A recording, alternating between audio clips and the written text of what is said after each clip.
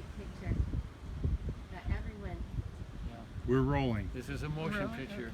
Okay. Oh, it's a motion picture. Oh, hi. So we don't have to stand still. Mr. Kilman. Hi. We've got Bob Lowe, myself, Johnny Thompson. We've got Sandy Lewis, and Sally Schliff, and Burl Walker Williams, and Dorothy Lewis.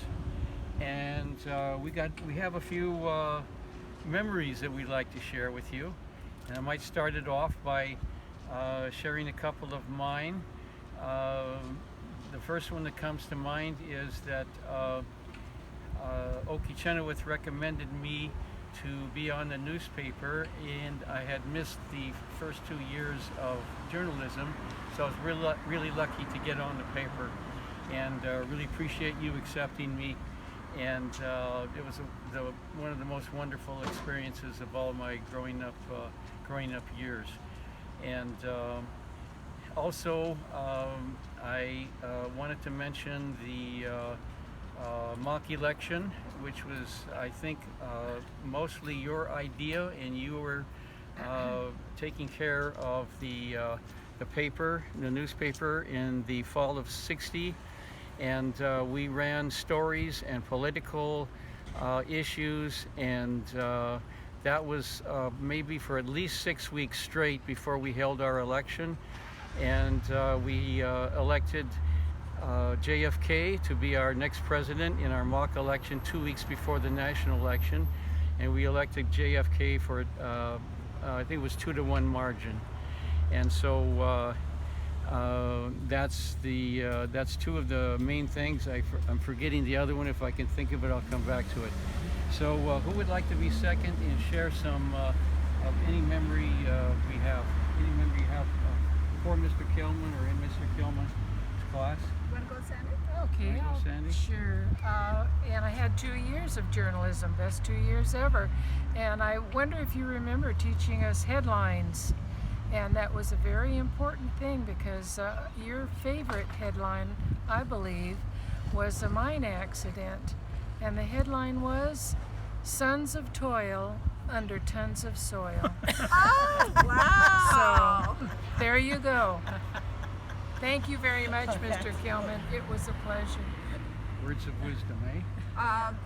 Mr. Kilman, this is Burl Walker. At the dawn of my senior year, I was living with my aunt and cousin because my dad had passed away and my mother moved away up to the Monterey Peninsula, and she made a suitable arrangements for me to stay in Monterey Park without family. She purchased me a used car and got me a part-time job so I could put gasoline in the car. And I wonder where my former life had gone. I had liked it. I didn't ask for this new life. And so I was not too happy as I started my senior year. I had completed most of the requirements to go to the UC system and wasn't too excited about what I was still taking at Mark Keppel, but I was elected editor of the Teocalli. And so I found my purpose, my passion, my friends, and my fulfillment in the yearbook staff room. They became my family. You gave each of us the freedom to do the best job that we could. You didn't lecture or demean anyone, and your guidance and forbearance rescued my senior year from oblivion, and I remain grateful to you. Amen. Yep, I say that. Okay, I'll go next just because I'm next to And Sally. you might have more Okay. than one story. That's okay. Hello, Mr. Kilman. This is Sally. I actually have very fond memories of you. I don't know if you realized at the time, but I was going very heavily through a lot of teenage angst from which you rescued me. You made me the editor of Idea, which is surprising when I look back at the things that I wrote. They were awful. I thought I was going to be a poet, and the best thing about being editor of Idea, apart from interaction with you, which I really did love and benefit from, was that it meant that I could justify dropping physics, which I really didn't want to do because I wanted to be a poet. And in retrospect, I think you probably saw in me somebody who would cut out the poems and the short stories and make them fit well on a page. and would be responsible about doing it, which was probably true. But of course, the funny turn of fate was that I ended up doing biophysics as my career. I hated physics until I actually started doing some things that required it, and then I just went down the rabbit hole. But in return for that, I introduced my daughter, I have one daughter, very early to mythology, because one of the problems I always had with poetry, especially Yeats and such, was I wasn't familiar with mythology. So when she was 8, I gave her a book, D'Aulaire's Book of Greek Mythology, to read. She became addicted to it, is now a classicist, teaching classics at Columbia, so turnabout, I guess, happens. I'm really sorry you aren't here. I would love to see you again. And I'm very sorry to hear about your health, but you did such wonderful things at Mark Keppel that I personally am very grateful. Dorothy? Yes. Hi, Mr. Kilman. It's Dorothy Lewis, and I have a couple of favorite memories of my journalism class, my junior year with you. And first, I think it was because I got one article published, and as a junior, the title of the article was Frosh Soft, Let's Be Winners, and it was all about becoming good at being a student. And I'll never forget, the second thing is you taught us to never sensationalize.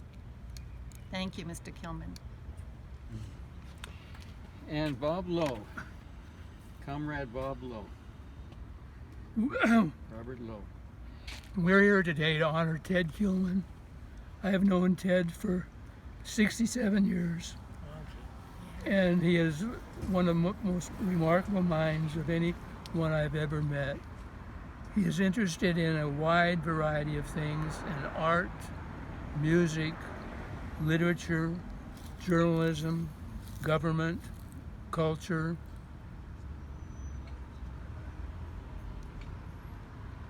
as well as geography. His geography interests include everything from Pismo Beach to Mongolia. He is truly an Elizabethan. Ted and Bev met my wife Annie at Glendale College in 1950. Annie had newly arrived in the United States. She'd only been here a couple of months. English was her third language. And as a testimony to Ted's interest in the world, he decided to go to Europe. This was in the early 50s. It was at a time when Germany was in a shambles. It hadn't recovered from World War II. The European people were all, for the most part, very impoverished. And Ted ended up in Denmark, where he spent some time with Annie's mother and father. And that whetted his appetite for travel, and also it cemented a friendship that would last the next 7 decades. I have a couple of memories of Ted Kilman. One of the things is a time when we were invited to dinner, and Beverly cooked a nice dinner, and Ted then brought out dessert. It was a cake, a round cake, a double-decker cake. It was a cake about this big. He proceeded to cut it in 4 pieces and gave each of us a piece. I almost fell out of my chair. I couldn't believe it. But it was a lovely night. Another memory I had is the time we went to Pismo Beach. Ted was getting ready to move on, and we decided to go camping there. We spent the entire day digging for clams, and it took an entire day for us each to get 4 clams, which was the allowed limit. We then went back to camp where Beverly prepared a clam chowder, and that turned out to be the best meal I've ever had in my life. After, a whole day in the ocean, freezing to death, exhausted, and then to eat Pismo clam chowder. It was a real treat. Following his college experience, Ted took a position at Mark Keppel, where he joined a number of other really creative and imaginative teachers. They included Dr. Louis Sergio. He specialized in Animal Farm. He was dedicated to teaching critical thinking. Another colleague was a guy from West Virginia, mild-mannered man named Oki Chenoweth. His favorite book was Catcher in the Rye. It was a controversial book, and the principal ordered him to stop teaching us it, and he proceeded to read it out loud to the entire class. Another colleague of Ted's was George Brown. He was an independent guy, and he was fed up with students complaining about their grades. He said they should focus on learning everything they can and forget the grades. So at the time, it was a custom for every teacher to provide each student with an individual report card. At the end of the semester, George Brown took the cards of his class, walked to the window, threw them out of the window, and said, "There's your grades." Needless to say, he then left Keppel and went back to college, secured a doctorate in government at UCLA, and joined the staff there. Another colleague that I should not forget is Jewel Bridges. She was the coordinator for speech and debate, and she was also a hardworking, creative teacher. One of her favorite students was Foster Hirsch, who was our host at the filming that we just witnessed. These people were all dedicated to creative teaching, and they left a legacy that lasted at Mark Keppel long after they went on to other things. Ted would be particularly pleased with knowing that one of his former students benefited from that culture that that group of teachers left, and his name is Fred Ryan. There are some trees that are parked in the City Hall front lawn commemorating various people, and one of those trees commemorates Fred's mother, Beth Brown, who worked in the recreation department as a coordinator of senior activities. Fred Ryan went on after Keppel graduated from the USC Law School and took a position in the Reagan administration, where he became the son that Ronald Reagan never had. Reagan actually had two sons, but neither of the sons were supportive of their father. There was a personality conflict. Fred Ryan then dedicated his life to preserving the legacy of Ronald Reagan. He was instrumental in the formation of the Reagan Museum, and most recently he has become publisher of the Washington Post, which is a true huge testimony to a former journalism teacher. I've forgotten to mention the fact that when Ted was at Keppel, he was the coordinator and supervisor for 3 publications: the student newspaper, the student yearbook, and Idea. No teacher would want to supervise any of those publications.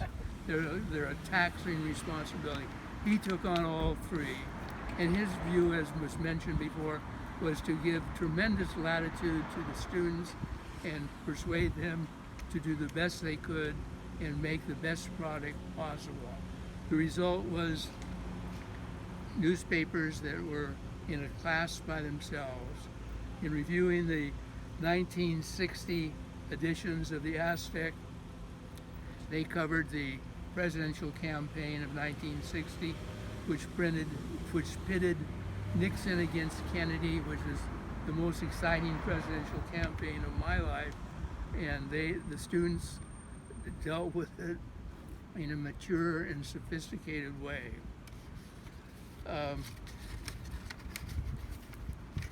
Part of Ted's legacy is carried on because, as I mentioned, Fred Ryan has become publisher of the Washington Post. He has devoted himself to preserving the legacy of Ronald Reagan, and he's a champion of freedom of the press. The Prime Minister, the Prince of Saudi Arabia, doesn't favor freedom of press, and in fact he hates it. And he ordered his henchmen to capture one of Fred Ryan's reporters, take him into custody, cut his arms off, cut his legs off, cut his head off, put all the pieces in a box, and send them to a place that could not be later found. Fred Ryan then wrote a front page editorial blasting President Trump for failing to take action to protect the press and to take action to make sure that such an attack on the press never happened again. A few months, last Thursday,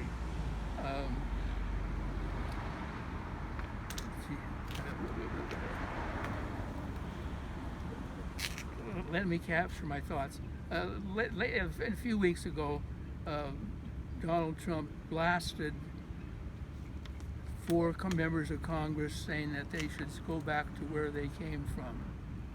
This was in violation of the spirit of Ronald Reagan.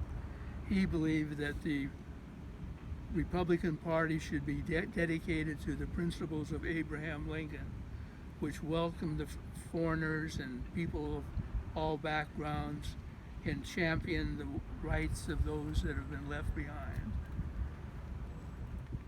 More recently, Congress adopted a resolution criticizing the president for vetoing a bill that blocked the sale of arms to Saudi Arabia. The Washington Post declared that the country should be more interested in the security of the world than Trump's personal fortune. In closing, I would like to say that Ted, as a lifelong card-carrying registered Democrat, can be proud of the fact that a student that was the product of the culture that he helped create has become one of the nation's top defenders of freedom of the press and critic of the misuse of presidential power. A nice job, Ted. We're all proud of you, and I'm surrounded with your former students, and they've all made their mark. And anyway, I hope you get well soon. Best of luck. Thank you, Ted, and we love you. Right on, Yeah. Mr. Kilman.